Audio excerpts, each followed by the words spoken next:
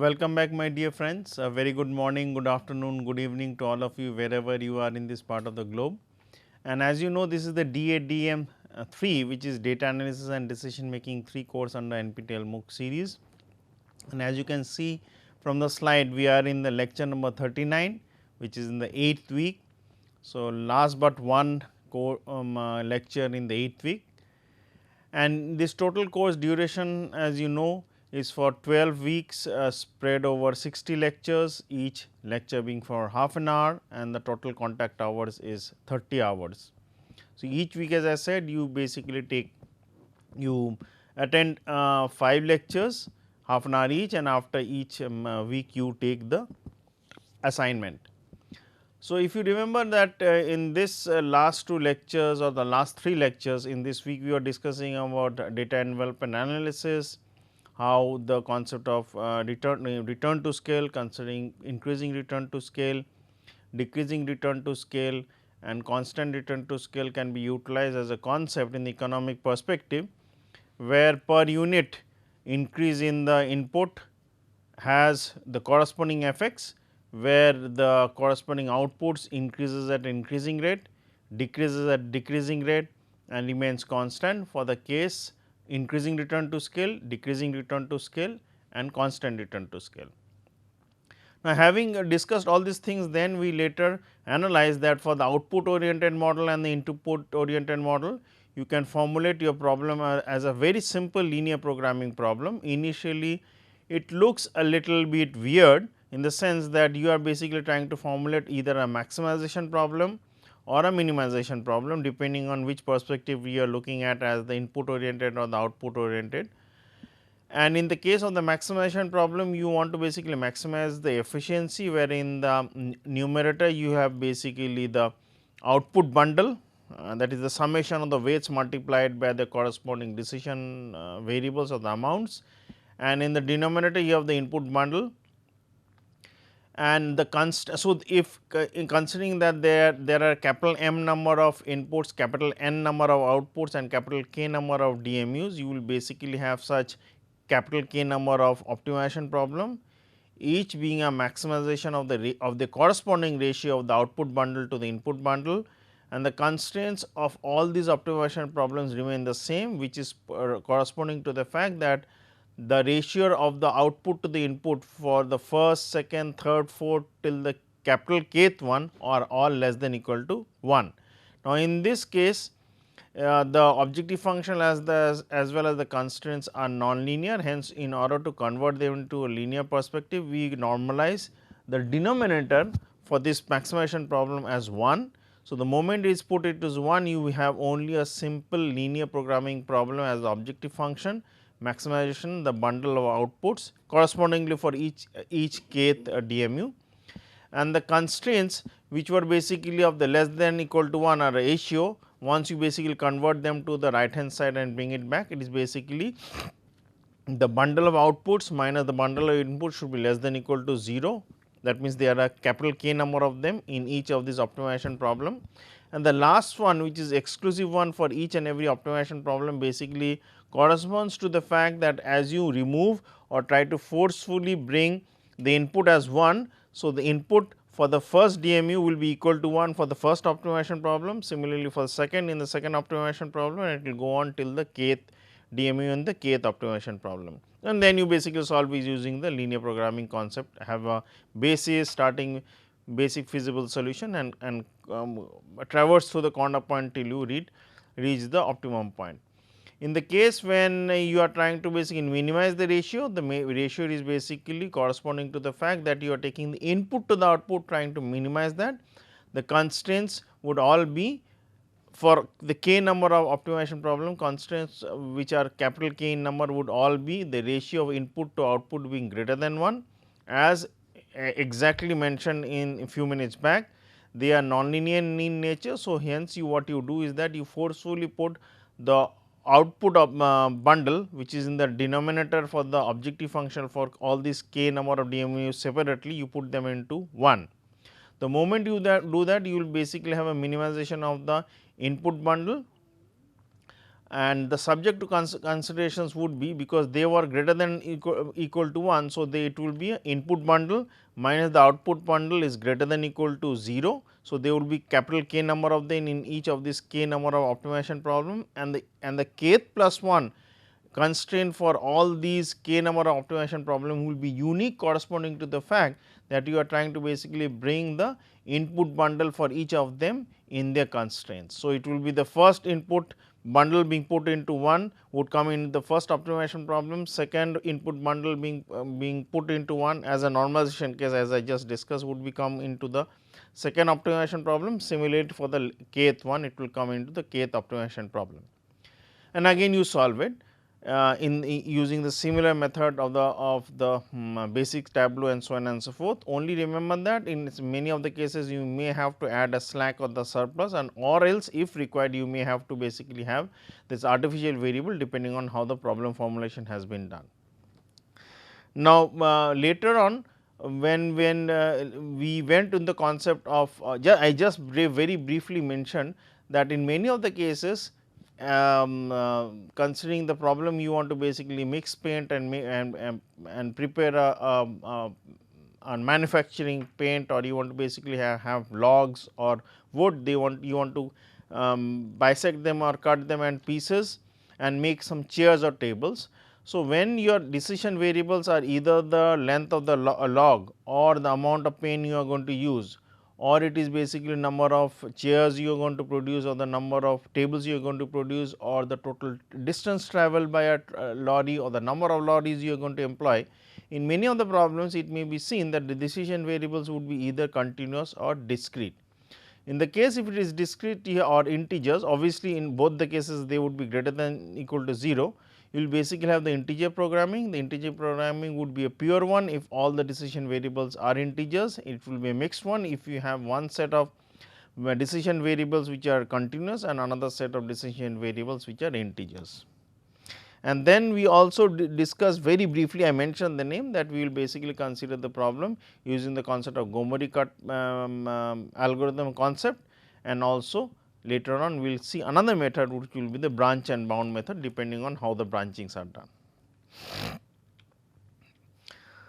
So, for the Gomory cut plane algorithm, we will basically give the conceptual framework and then give you the problem formulation. So, another thing you remember that in the fag end of the last class, when we were discussing about the significance of the variables to be integers, we saw that in one of the problem x1 was coming out to be 4, which was basically an integer, and x2 was coming out to be 3/2. Then we made a different type of searches, arbitrary hypothetical searches for different values of x1 and x2, and the end of the whole search we saw that x1 was 0 and x2 was basically coming out to be 3, such that the initial value of the objective function when the case was being solved using the concept of linear programming and considering x1 and x2 could be continuous, the value was 101, but the later on once we put the right values, considering the feasible solutions were at the corner points which were integers, we found out the value to be 90. Now, in order to solve such problems, we use, as I mentioned, you use the Gomory cut. So, the Gomory cut algorithm basically works in the conceptual works like this. So, you basically first solve the problem using the linear programming, and then slowly relax the problem formulation in each and every stage and shift the boundaries in such a way that the non-integer values or the continuous variables values which you were getting in the initial case would basically be eliminated one at a time, because as the plane, in the case when you have a 2-dimension one, it is simple plane or a line. In a 3-dimension it will be a plane, and as you go into the higher dimension it will be a hyperplane. So, the hyperplanes they would be taken in such a way that you will cut the planes or cut the overall feasible region in such using such cuts which are known as the Gomory cuts, such that you will be able to slowly solve the problem using only integer values for the decision variables. So, this is how it works. I will only give you the general solution of one problem, then go into the branch and bound method, and then again coming back to the solution methods for the Gomory cut algorithm and the branch and bound method as we proceed. So, first what you will do is that you will convert the problem into linear programming problem. Simply you would not be bothered about whether x1 and x2 is integers, just solve it using the simple linear programming method, the simplex method, and considering that there is a solution. Obviously, they can be degeneracy, they can be unbounded solution, so on and so forth. For the case, forget about that and only concentrate on the fact that there is a unique solution, you get an optimum point considering the linear programming problem has been solved. You will convert, as I mentioned, in step 1 you will convert the problem into linear programming problem. The objective function remains the same, the constraints remain the same, only the decision variables are considered to be non-integers or continuous. You will solve the problem using the simplex method, which we have been doing so long, trying to discuss time and again in the last 7 weeks in different ways. Now, you will ask the question, is the optimum solution which you have obtained? Do not be bothered about immediately about the objective function, just look at the decision variables. You ask your question, is the optimum solution, does it have integers for the decision variable? Each one of them, okay. By the way, it will depend, like in many of the cases it may be possible that some of the decision variables are mentioned, they are continuous, some of them are mentioned as integers. So, you will basically check when you solve the linear programming, those decision variables for which it has been mentioned that they should be integers or whether they are integers or not. If it is integer or if they are integers and all the general concept of the general assumptions of the decision variables are being met in with based on the fact that what has been stated in the initial problem, then you stop and you have basically reached the optimum solution and you basically report those decision variables and end your task. If yes, it mentions the third point or the step 3, if yes, then stop, else you proceed. So, what you will do is that you will add a Gomory constraint, basically cut the or cuts or bring some planes such that the constraints would be changed accordingly. You will find an optimum solution. So, for each changing Gomory constraints as you do, you will basically have a new problem, again solve it using the linear programming, get an answer, check whether the decision variables are as per the actual assumption which you have assumed, whether some of them which are integers and some of them which are continuous are continuous. If yes, then stop, if no, you will basically proceed accordingly and basically add Gomory cuts or Gomory constraint at each and every step till you get the solution which is optimal. And obviously, remember the optimum solution for the integer programming problem, whether mixed or pure integer programming problem which you have solved would not be exactly the same one as you would have obtained in the case when you are considering the continuous case. As we saw in the problem, considering z is equal to 90 for the integer linear programming and 101 in the case it was a simple linear programming without considering the integers for the decision variable. So, let me again read step 4, basically add a Gomory constraint, you will find a new optimum solution using the new Gomory constraint and check all integer decision variables are true or false. I am using the word all decision variables only pertaining to the case which are to be integers. If yes, then stop, or else you basically go to step 4 where you add another extra Gomory constraint. That means, they would keep changing and you will add a Gomory constraint, solve it, check, if yes, stop, or else proceed till you basically get the optimum solution. Now, in this case, consider in this diagram. So, you have 3 dimensions, x1 going to the right, x2 going. So, if I am basically considering this point, it is going inside this computer or is coming out from the computer depending on how you have been able to basically specify the x2 coordinate, and x3 will be going basically vertically up. So, it is a 3 dimensional figure, all of them are 90 degrees to each other.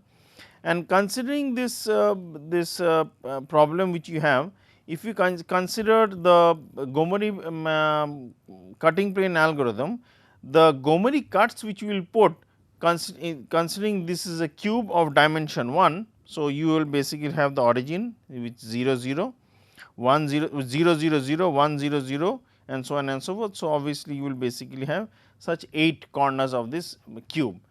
Now, in the case if you are trying to solve a problem which is integer and the basic feasible solution is this, or the overall feasible space is this, or now then obviously one of the corner points would be the optimum problem solution which you want to get. But it may so happen that you have to basically have the constraints shifted as shown by this red dotted lines, which is x 1 plus x 2 plus x 3 is greater than equal to 2, such that the shifts which you make in the constraints, and considering that the changes you are going to bring in the constraint using the Gomory chart would ensure that the problem solution which you are going to get would basically be all be integers. So, if I am able to come back to this diagram, let me check if I have this in the last class. Yes. If you remember, this red point which is there is basically a non-integer solution, and obviously, if you are able to solve the problem using the concept of linear programming is the optimum solution, considering you are doing the maximization problem and the objective line moves more away from the origin and goes inside the first coordinate. But in the concept is this, you want to basically add the Gomory cuts. So, the cuts or the constraints would be changed in such a way, both the green and the red one would be changed or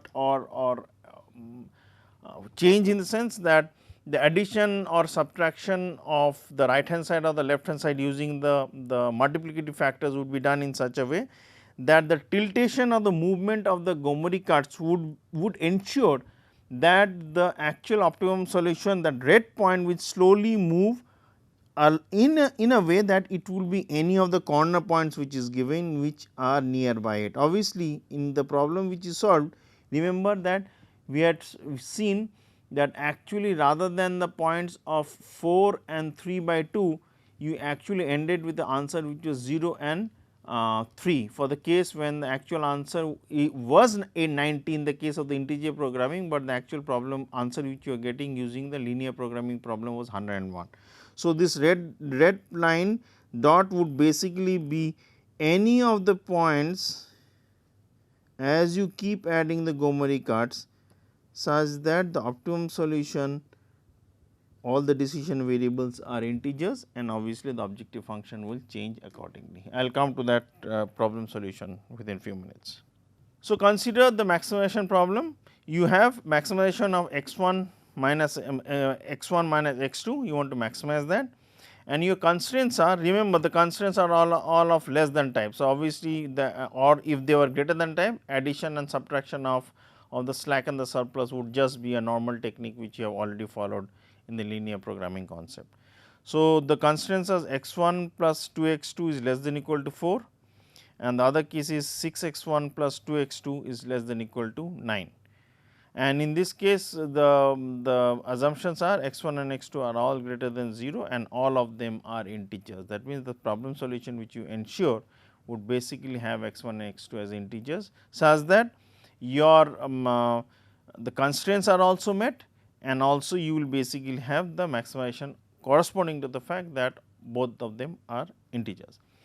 Now, let us see before I solve the problem step by step, let us see how the overall objective function and the constraints look like in the 2-dimensional plane. So, let me draw it.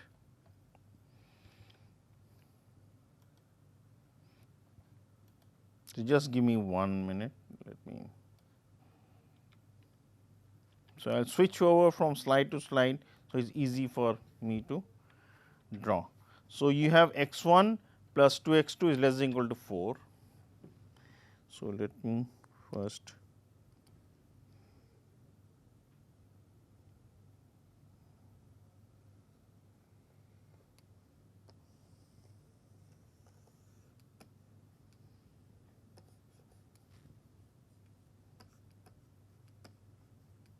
this x 1 I am drawing along the x axis,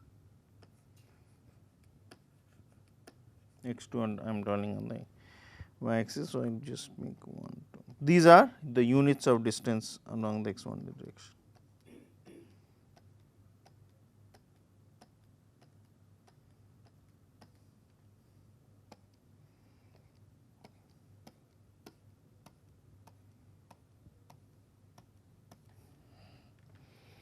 So, you have x 1 plus x 2 is less than 4. So, if you put 0 0, obviously that is satisfied. So, the points would be onto the left hand side, that means this is a maximization problem. So, the constraint region would be more towards 0, the feasible region. So, if x 1 is 0, x 2 is 2, x 2 is 2. So, I basically draw the first x 1 is 0, x 2 is 2, if x 2 is 0, x 1 is 4.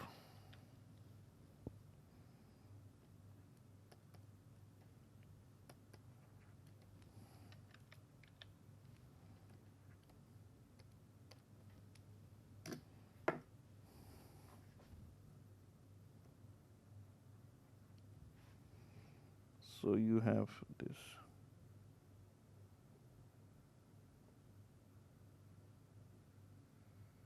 All region below that.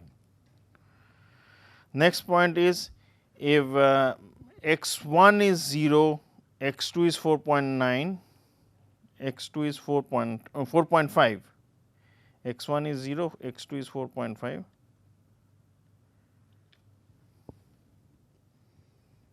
So, I should use a different color. 1, 2, 3, 4, this is the one. And if x 2 is 0, then you have basically x 1 as 3 by 2, x 1 is 3 by 2, which is here. So, your now area is, so I have tried drawing it as it is.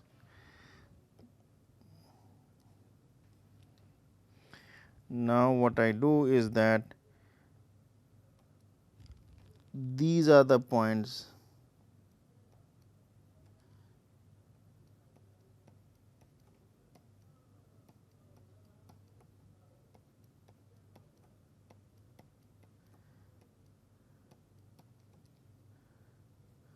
I am just drawing the integer points and mark it.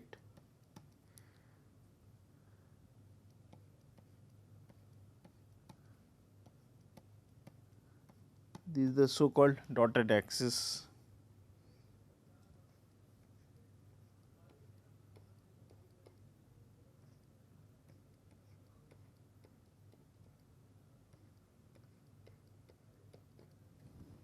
So, maybe I won't be able to highlight, but you will be able to get the concept. So, the points where the actual solution would be, I will mark them with orange. So, these are the actual integer points where the actual solutions would be.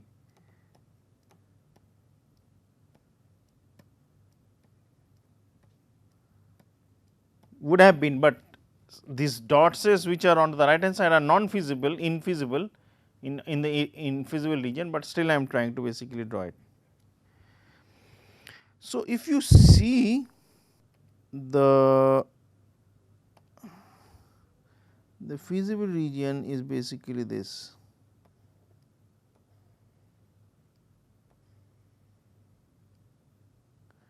So, technically the actual points which are contenders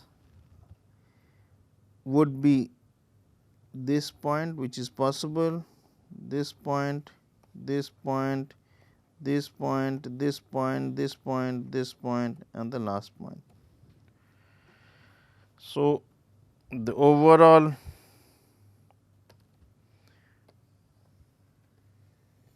these are the general sets. Oh, these points outside the red line are not, but I just do it.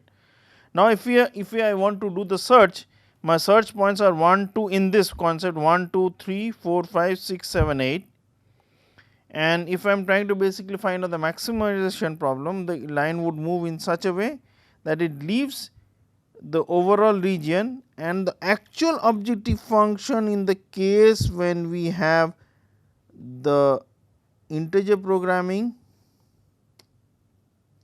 would be the non linear programming problem would be this, but in the case when we have the problem solution as integer, it will be this one, and we want to basically find it out accordingly. Now, you basically solve the problem using simplex method, and obviously, they are a less than type, you will be adding the slack less than or greater than whatever it is, you will keep adding the slacks accordingly.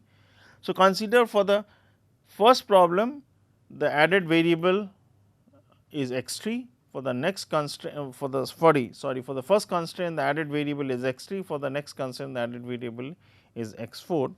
So, the problem formulation is, I will just read it out, so you will understand.